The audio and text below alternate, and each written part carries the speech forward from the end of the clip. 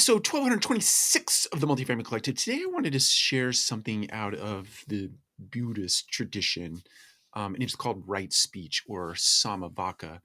And I think it's a real guide to a great practice in making sure that the things that come out of our mind through our mouth and into the world are done in a right way, or in a way that it builds your own character and edifies others, or builds up others, or handles others with care. So you have to do the same for yourself, right? You have to speak to yourself in a way that is kind and caring, and as such you speak to others in a way that is kind and caring.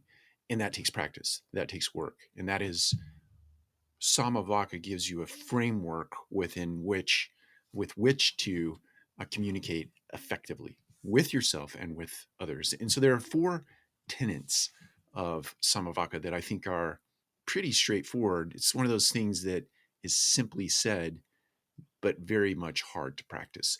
So these are the things when you're having a conversation with yourself and or others. There is no lying. There is no divisive speech.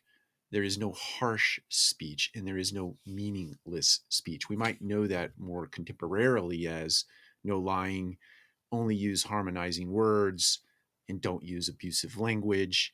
And then the final one being no gossip. So that's just a contemporary way of saying the Samma-Vaca as communicated through translation. But I think those things are important as it relates to how you treat yourself and the way you show up in the world and the way you communicate with others.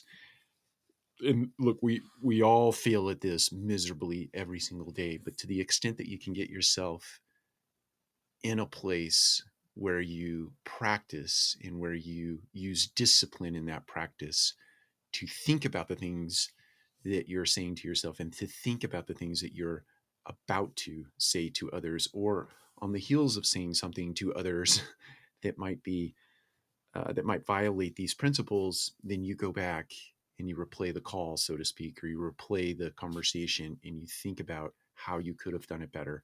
And then next time around, you employ the lessons out of those missteps. So my encouragement to you today is to learn more about Samma-Vaca.